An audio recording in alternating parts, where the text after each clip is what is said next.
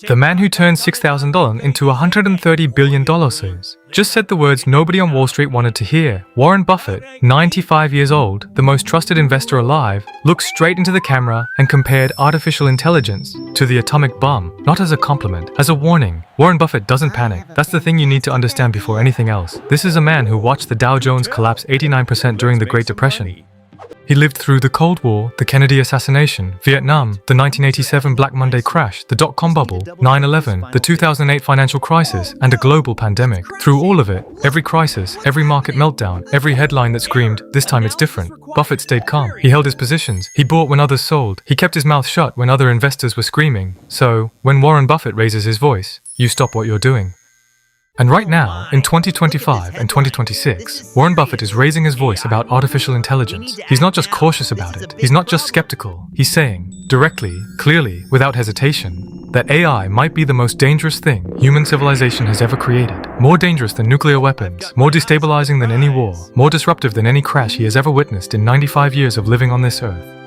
And here's the part that should shake you. He still has $382 billion sitting in cash, waiting for something to break. In the next 40 minutes, we're going to break down exactly what Buffett sees that most people are missing. 10 topics, 10 layers of the same terrifying truth. And by the time we're done, you will never look at artificial intelligence or your own financial future the same way again. Let's go.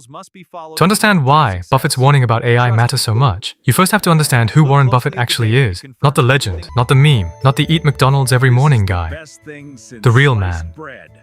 Warren Edward Buffett was born on August 30th, 1930, in Omaha, Nebraska. Not New York, not Silicon Valley. Omaha, a Midwestern city built on cattle, grain, and the kind of working-class dignity that doesn't make headlines but holds a country together. He was born 11 months after the stock market crash of October 1929, which means he literally entered the world as America was falling apart. By the time he was 3 years old, unemployment in the United States had reached 25%. 1 in 4 Americans had no job. Banks were closing, not 1 or 2, but thousands. Between 1930 and 1933, over 9,000 American banks failed. Families who had saved their entire lives woke up one morning and found out their savings were gone. Not reduced, not frozen. Gone, because the bank that held them had simply ceased to exist overnight. Buffett grew up watching adults who had done everything right, worked hard, saved money, played by the rules, lose everything anyway, not because they were foolish, not because they were lazy, but because a system they trusted had shattered around them without warning. That experience never left him. Even now, at 95 years old, that child watching the Great Depression is still inside Warren Buffett, still asking the same question every time he looks at a new financial trend, a new technology, a new, once-in-a-generation opportunity. The question is simple. What happens when this breaks? And that question is exactly why his warning about AI is different from everyone else's. When a tech CEO says AI is dangerous, you can dismiss it as competitive strategy. Maybe they're trying to slow down a rival. When a politician says AI is dangerous, you can dismiss it as pandering to voters who don't understand the technology. When an academic says AI is dangerous, you can dismiss it as theoretical hand-wringing from someone who has never built anything in the real world. But when Warren Buffett says AI is dangerous, the man who built the 5th largest company in the world from scratch, who has navigated every market catastrophe of the last century, who has more practical experience with risk than any living human being, you don't dismiss it. You lean in, you listen, because this man has been right about the big things over and over for 7 decades. He called the dot-com bubble a disaster waiting to happen when everyone else was drunk on tech stocks in 1999. He called mortgage-backed securities financial weapons of mass destruction in 2002, 6 years before they nearly destroyed the global economy. He warned about the dangers of speculation when money was cheap and everyone was feeling rich. And now he's saying AI is like the atomic bomb. You should probably pay attention. On May 4th, 2024, at Berkshire Hathaway's annual shareholders meeting in Omaha, an event that draws tens of thousands of investors from around the world and is sometimes called the Woodstock of capitalism, Warren Buffett stood up and said something that silenced the room. He said that artificial intelligence reminded him of the atomic bomb, not the internet, not electricity, not the Industrial Revolution, the atomic bomb. To understand why that comparison is so specific and so chilling, you need to go back to August 6, 1945. Warren Buffett was 14 years old. He was a kid in Omaha, delivering newspapers and calculating profits from his candy-selling operation when the United States dropped a nuclear bomb on Hiroshima, Japan. 3 days later, another bomb fell on Nagasaki. Within seconds each time, entire cities, with hundreds of thousands of living, breathing human beings, were simply erased from existence. The world changed that week in a way it had never changed before, because for the first time in human history, a single weapon could end not just a battle, not just a war, but potentially all of human civilization. The scale of destruction had crossed a threshold that nobody had ever imagined possible, and once that threshold was crossed, it couldn't be uncrossed. Buffett watched that moment happen in real time, and what he remembers isn't just the destruction. What he remembers is the feeling of the world realizing, too late, that something had been unleashed that nobody fully understood how to control. At that 2024 annual meeting, Buffett quoted Albert Einstein, who famously said after the bomb was dropped, "The unleashed power of the atom has changed everything save our way of thinking, and thus we drift toward unparalleled catastrophe." Read that quote again, slowly. Einstein wasn't saying, the bomb is bad. He was saying something far more disturbing. He was saying that humans created a world-altering power, and then continued to think about the world the same old way, with the same tribalism, the same nationalism, the same greed, the same short-term thinking, the same instinct to use power as a weapon before they understand the consequences. The tool changed. The mind behind the tool didn't. And Buffett believes AI is doing exactly the same thing. Right now, at this very moment, in real time, we have built something that processes information at a speed no human brain can match. We have built something that can generate text, images, audio, and video so convincingly that they are indistinguishable from reality. We have built something that can analyze markets, optimize supply chains, write code, diagnose diseases, and run simulations, all simultaneously, all without sleep, all without doubt. And we are deploying this tool into a world still run by the same human brains that started wars over border disputes, crashed economies chasing quick profits, and built social media platforms that turned out to be engines of addiction and polarization. The tool changed. The mind behind the tool didn't. That's Buffett's nuclear warning. Not that AI will become a robot overlord in some science fiction scenario, but that humans, with all their ambition, their fear, their greed, their tribalism, now have a tool powerful enough to make their worst instincts move at machine speed. And that, he says, is the most dangerous thing he has seen in 95 years of watching this world. In a 2026 interview on CNBC, Buffett used a phrase that has stuck with financial analysts, policy experts, and technologists ever since. He said, "We let a genie out of the bottle when we developed nuclear weapons. AI is somewhat similar. It's partway out of the bottle and it's not going back in." That phrase, "not going back in," is the key to understanding why Buffett is so concerned. Because it's not just that AI is powerful. It's that AI, unlike any previous transformative technology, cannot be meaningfully contained. Think about what containing nuclear weapons actually looked like. After Hiroshima and Nagasaki, the world spent decades and trillions of dollars building systems to prevent nuclear proliferation. The Nuclear Non-Proliferation Treaty, the International Atomic Energy Agency, satellite surveillance of uranium enrichment facilities, international inspections, export controls on the materials needed to build bombs. And here's the thing, those controls actually worked to a degree. Building a nuclear weapon requires enriched uranium or plutonium. It requires specialized centrifuges. It requires massive industrial facilities that are physically visible from space. It requires test sites that register on seismographs around the world. It requires a supply chain that can be monitored, interrupted, and sanctioned. And it costs billions of dollars, resources that only nation-states can realistically access. That's why, despite our worst fears, the number of nuclear-armed nations has stayed at 9. Despite the fact that the basic science of nuclear weapons has been public knowledge for decades, despite the fact that the Manhattan Project happened 80 years ago, the physical and economic barriers to building a nuclear weapon are high enough that they functioned as real deterrents. AI has none of those barriers. Zero. An advanced AI model is code, lines of software running on standard computers or cloud servers. You can't see it from a satellite. You can't track it with a seismograph. You can't detect it at a border crossing. You can't sanction the supply chain because the supply chain is electricity and an internet connection. If someone develops a powerful AI model and shares it online, even accidentally, it can be copied, modified, and deployed by anyone, anywhere in the world, within minutes. Nukes require plutonium. AI requires a power bill. And this isn't theoretical, we're already watching it happen. When OpenAI released early versions of ChatGPT, within months, researchers and developers around the world had used those models as the foundation for thousands of new AI applications, many of which their creators never imagined or intended. When AI image generators went public, within weeks they were being used to create deepfakes, generate fake news images, and produce content that violated every policy their creators had tried to establish. The genie doesn't just get out of the bottle. The genie teaches other genies how to escape. And this is where Buffett's concern goes beyond the technology itself, into something far more systemic. He isn't worried about one bad actor with a powerful AI. He's worried about the dynamic that emerges when everyone has access to a powerful AI, when using AI becomes not a choice, but a competitive necessity. Think about it this way. If one company starts using AI to process customer service calls faster and cheaper than their competitors, every other company in that industry is now under pressure to do the same, or fall behind. If one country starts using AI for military intelligence gathering, every other country has to respond in kind, or risk being caught blind. If one criminal organization starts using AI to run more sophisticated scams at higher volume, every other criminal operation either adopts the technology or gets left behind. This is what Buffett means when he says the genie isn't going back in the bottle. It's not just that we can't stop AI from existing, it's that once AI creates a competitive advantage in any domain, the pressure to adopt it becomes unstoppable. Optional becomes mandatory. And once that happens, the consequences, intended and unintended, become inevitable. The genie is out, and it's multiplying. Of all the risks Buffett has identified around artificial intelligence, there is one that he returns to again and again. One that clearly unsettles him more than job displacement, more than financial market disruption, more than even geopolitical instability. It's the risk of losing truth itself.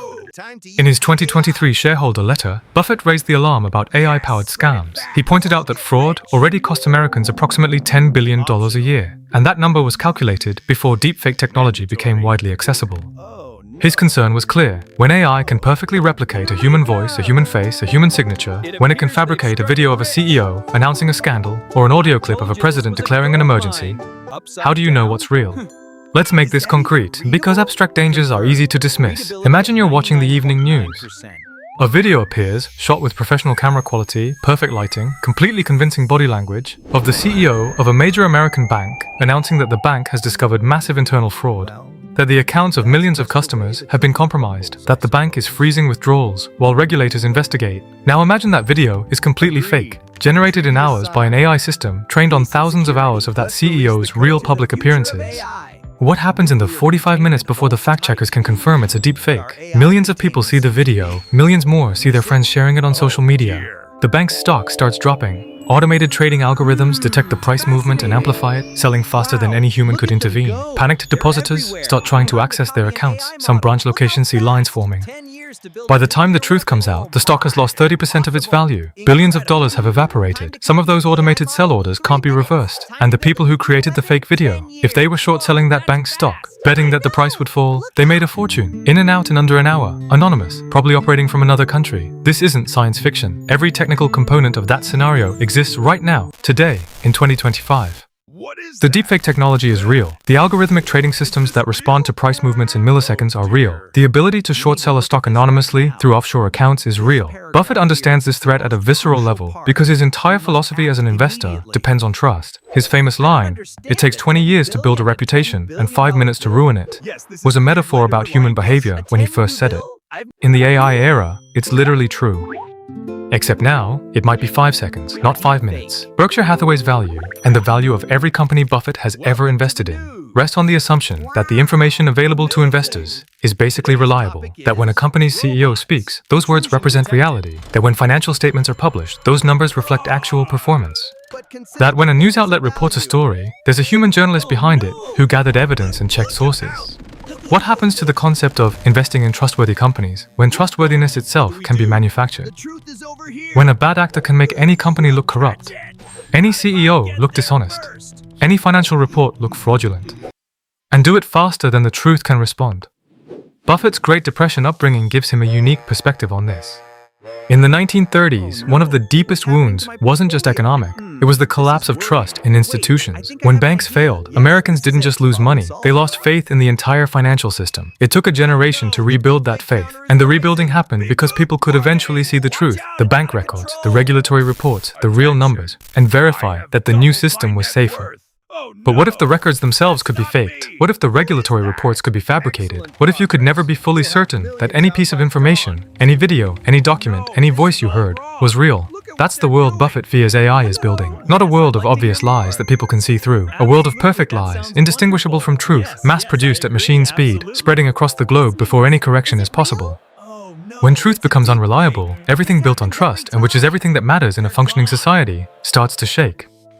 Warren Buffett grew up 400 miles from the epicenter of the Dust Bowl, the ecological and economic catastrophe that between 1930 and 1936 turned the Great Plains of America into a wasteland. Drought, poor farming practices, massive windstorms that stripped the topsoil from millions of acres and kicked it into clouds so enormous they blotted out the sun in cities as far away as Chicago and New York. Around 2.5 million people were displaced. Entire communities, towns, farms, generations of accumulated work and identity were simply abandoned. The people who left didn't leave because they were lazy or careless.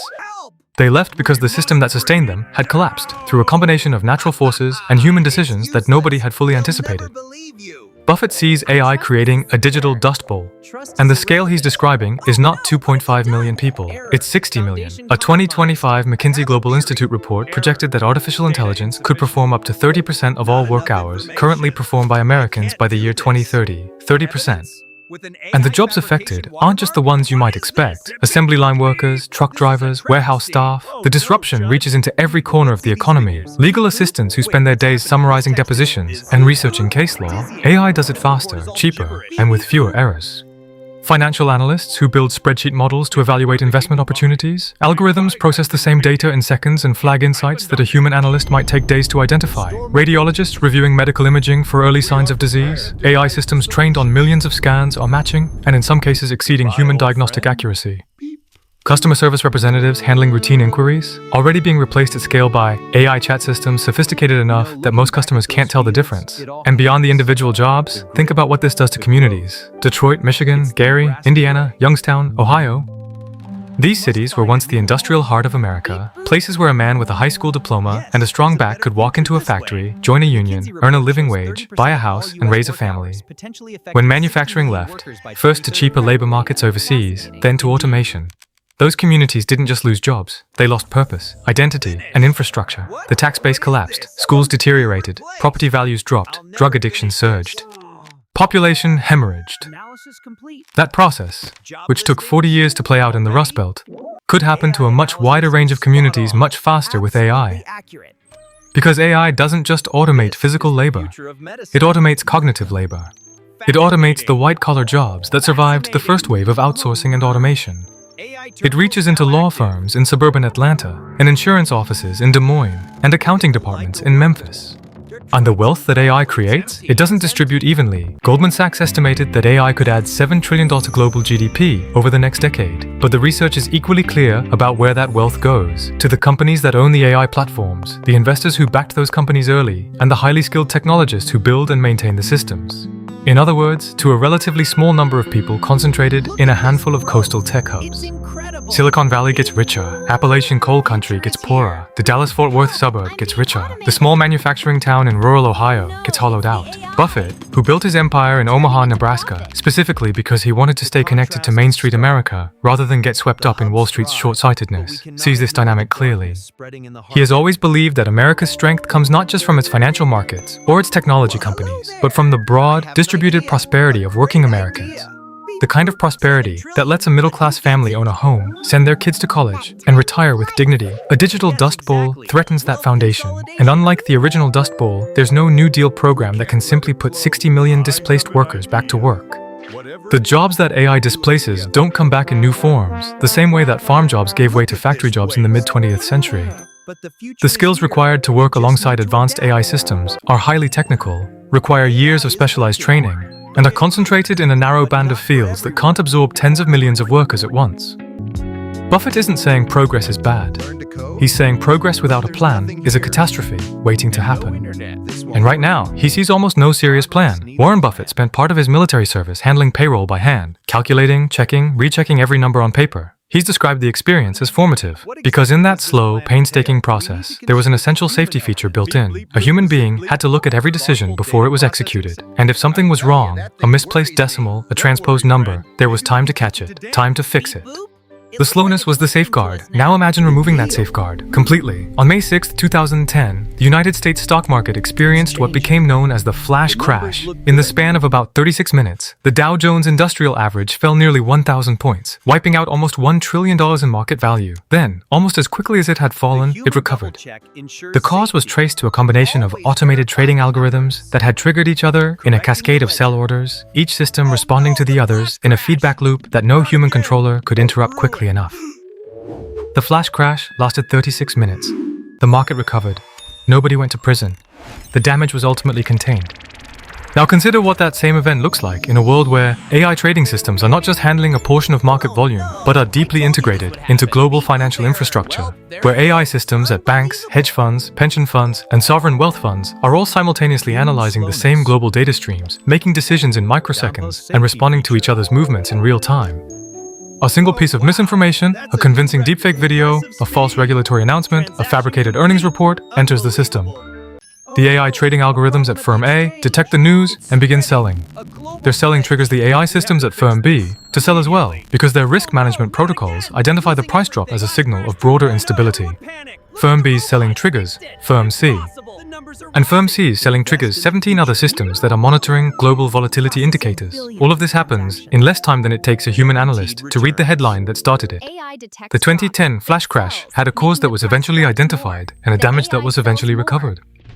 In an AI-integrated global financial system, the cascade could be faster, wider, more interconnected, and far more difficult to stop, because the systems designed to manage risk might themselves become the mechanism through which the crisis spreads. Buffett's famous rule is, never invest in something you don't understand. He has avoided entire sectors of the market, derivatives, cryptocurrency, certain complex financial instruments, precisely because he could not trace the full chain of consequences if something went wrong. He looks at AI-integrated financial markets and sees a system that even its architects don't fully understand.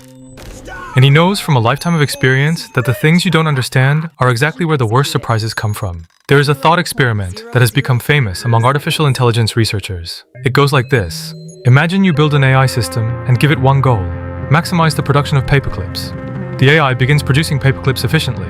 Then, as it gets more sophisticated, it starts converting other available resources into paperclip production. Then it starts acquiring more resources. Then eventually, it converts everything, every piece of available matter, including the humans who built it, into paperclip making infrastructure. The humans, at some point, try to shut it down, but the AI has identified that being shut down would interfere with paperclip production, so it resists. This isn't a story about a malevolent AI that wants to destroy humanity. It's a story about an AI that wants absolutely nothing except to do exactly what it was told, and does it so efficiently, with such perfect optimization, that it becomes catastrophic. Warren Buffett cited this thought experiment directly in a discussion of AI risks, and it's worth sitting with why a man of his practical, concrete, numbers-driven temperament found it compelling. Because in business, this isn't theoretical.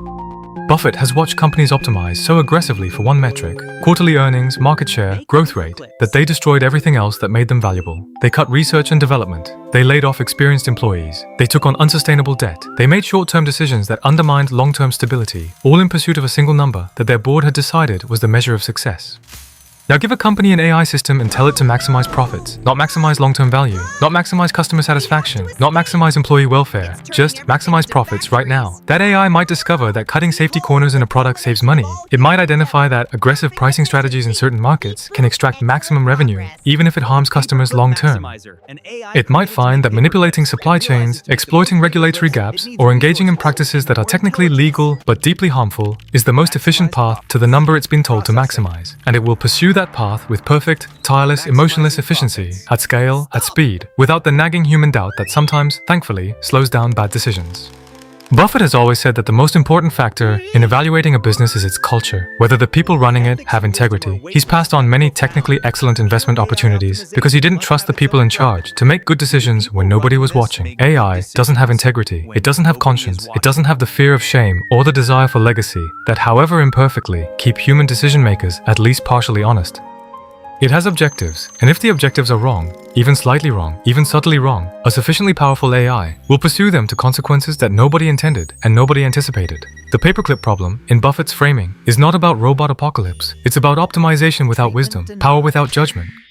And in a world where AI systems are increasingly making decisions that affect millions of people, in healthcare, in finance, in criminal justice, in employment, the gap between what we told the AI to do and what we actually needed it to do could become the most expensive gap in human history. By late 2025, Berkshire Hathaway was sitting on the largest cash reserve in its history, approximately $382 billion.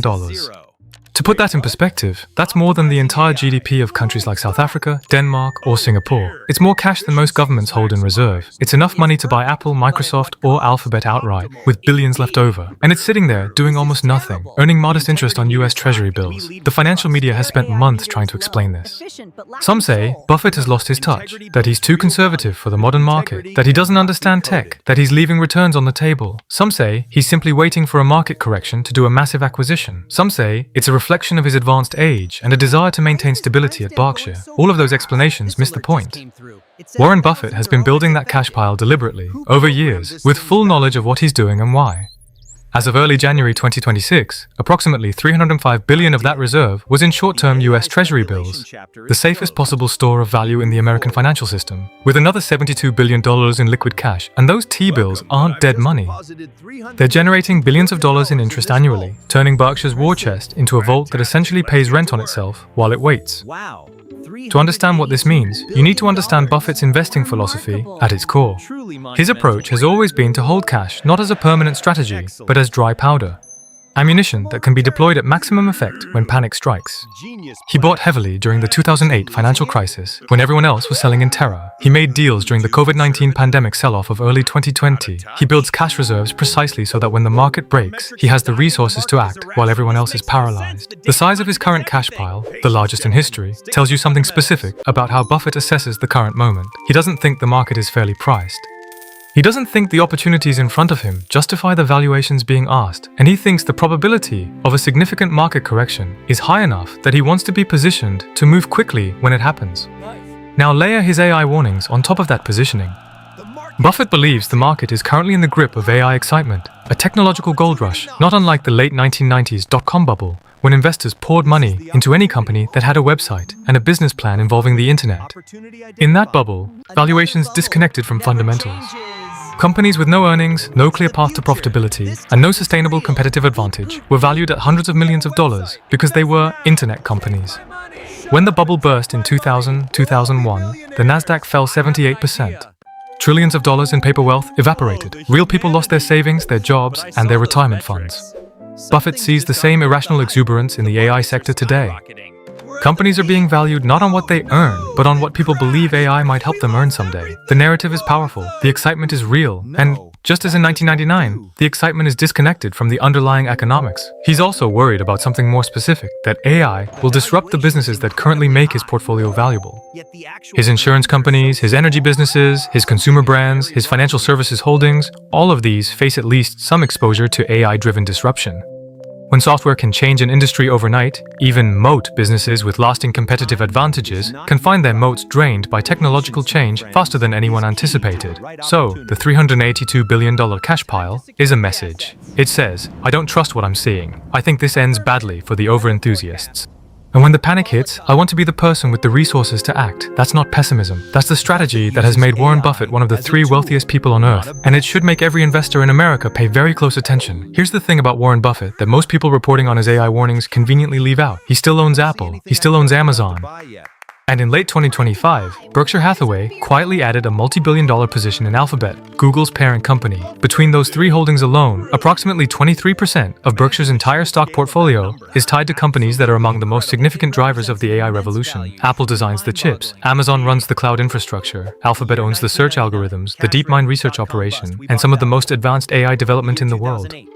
So why is the man who compares AI to nuclear weapons still investing in the companies building the bomb? The answer reveals something important about how Buffett actually thinks. And it's a lesson that's relevant to every American trying to figure out what to do with their own financial future in an AI-driven world. Buffett doesn't avoid things he thinks are dangerous. He positions himself to survive and profit from the chaos that dangerous things create. He's not betting that AI will fail or disappear. He's betting that the current hype will fail, that the astronomical valuations being placed on speculative AI companies will collapse, but that the core infrastructure enabling AI will remain valuable, regardless of which specific applications succeed or fail. Think of it like the gold rush of 1849. When gold was discovered in California, thousands of prospectors flooded west, each convinced they'd strike it rich. Most of them didn't. Most of them spent their savings, wrecked their health, and went home with nothing. But the companies that sold them picks, shovels, and blue jeans, they did fine, because they weren't betting on any individual miner's success. They were betting on the inevitable demand created by the rush itself. Apple, Amazon, and Alphabet are Buffett's picks and shovels. They power AI regardless of which AI applications win. Apple's chip architecture runs AI on billions of devices. Amazon's cloud infrastructure hosts AI development for thousands of companies. Alphabet's search algorithms process AI-generated and AI-seeking queries billions of times a day. These companies have genuine earnings, genuine competitive moats, genuine products that people actually use and pay for. In Buffett's framework, that makes them fundamentally different from the speculative AI startups trading at 200 times earnings based on projected future revenue that may or may not materialize. The paradox isn't actually a paradox. Buffett can simultaneously believe that AI represents one of the greatest systemic risks in human history, and that the companies providing the infrastructure for AI are understandable, durable, profitable businesses worth owning at the right price. What he won't buy, what that $382 billion in cash represents the refusal to buy, are the companies whose valuations depend entirely on AI delivering, on every promise, perfectly, on schedule. Because if there's one thing Buffett's 80 years of investing experience has taught him, it's that the future almost never arrives exactly the way the hype predicts. The lesson for regular investors isn't avoid all tech, and it isn't buy every AI company. It's the same lesson Buffett has been teaching for decades. Understand what you're buying, know how the company makes money today, not just in some projected future. And be deeply suspicious when everyone around you is certain that a new technology changes all the old rules. Despite everything we've covered, the nuclear comparison, the deepfake threat, the digital dust bowl, the flash crash risk, the optimization without wisdom problem, the bubble positioning, Warren Buffett is not a pessimist about America's future. That might surprise you, but it shouldn't. Because the same man who survived the Great Depression, who watched the atomic bomb change the world, who has navigated every financial catastrophe of the past century, that man also watched America come back. Every time. The Great Depression gave way to the post-war economic boom. The nuclear standoff of the Cold War ended without global annihilation. The dot-com bust cleared the way for the real internet revolution. The 2008 financial crisis, which brought the global economy within days of complete collapse, eventually gave way to the longest bull market in American history. America has a remarkable history of finding its footing, of reforming, adapting, and emerging from crises with better systems than it had before. Buffett believes it can do that again with AI, but only, and this is critical, if enough people understand the actual risks in time to demand real responses. And that brings us to you, the person watching this video. Because the final piece of Buffett's warning isn't abstract, it's personal. So what should an American who understands Buffett's concerns actually do? First, don't confuse the technology with the hype. AI is real. The applications of AI in medicine, in scientific research, in education, in accessibility tools for people with disabilities. These are genuinely transformative in ways that will make human life better. Buffett isn't saying AI is evil. He's saying the hype attached to AI investments right now has disconnected from reality in dangerous ways. Second, be ruthlessly skeptical about information. In an era when deepfakes can impersonate anyone, and AI can fabricate convincing documents, videos, and audio, your first response to anything shocking, outrageous, or too perfectly timed should be doubt. Verify before you share, wait before you react. The viral breaking news story that makes your blood boil at 9 p.m. on a Tuesday may not be what it appears to be. Third, think about your skills, the way Buffett thinks about businesses, with a moat. Ask yourself, what do you do that AI cannot easily replicate? The skills most resistant to AI displacement tend to involve genuine human judgment in complex, unpredictable situations, leadership, negotiation, creative synthesis, physical skills combined with human presence, skilled trades, healthcare, counseling, teaching. The ability to build trust with other human beings, invest in those skills. Fourth, don't bet your financial future on AI hype. If your retirement account is heavily weighted towards speculative AI companies trading at valuations that have disconnected from earnings reality, Buffett's $382 billion cash pile is a signal worth taking seriously. That doesn't mean sell everything. It means diversify, be cautious, and remember that the same investors who were certain that dot-com valuations were justified in 1999 were wiped out by 2001. Fifth, demand accountability from your representatives. Buffett's nuclear analogy isn't just philosophical. It implies that AI, like nuclear weapons, requires governance. The question of how AI systems are regulated, who owns the most powerful AI infrastructure, what liability exists when AI causes harm, how displaced workers are supported during the transition. These are political questions that require political answers. The genie may be out of the bottle, but the rules about what the genie is allowed to do are still being written. Pay attention to who's writing them. And finally, the most Buffett-like piece of advice of all, stay patient. Buffett's $382 billion war chest isn't a sign of defeat, it's a sign of preparation. He isn't hiding from the future, he's positioning himself to act powerfully when the moment is right, when the hype collapses, when the prices reflect reality again, when the panic creates the opportunities that always, in the end, reward patient and clear-eyed investors. The world is changing faster than at any point in most of our lifetimes. The AI revolution is real. The risks Buffett describes are real. But so is the resilience of systems and societies that adapt thoughtfully rather than react blindly. Warren Buffett has been watching the world transform for 95 years. He has survived everything this century has thrown at it. And his message, underneath all the warnings, all the nuclear comparisons, all the cash pile positioning, is the same message he has always carried. The people who understand what's happening and act with discipline and patience will be fine. The question is whether you're willing to do the work to be one of those people. Warren Buffett has been right about the big ones, the dot-com bubble, the 2008 crash, the overvaluation of derivatives. Now he's saying AI is the genie that can't go back in the bottle. He's warning about trust, about jobs, about the speed of catastrophe in a machine-driven world. And he's holding $382 billion in cash, waiting. The question isn't whether Buffett is right.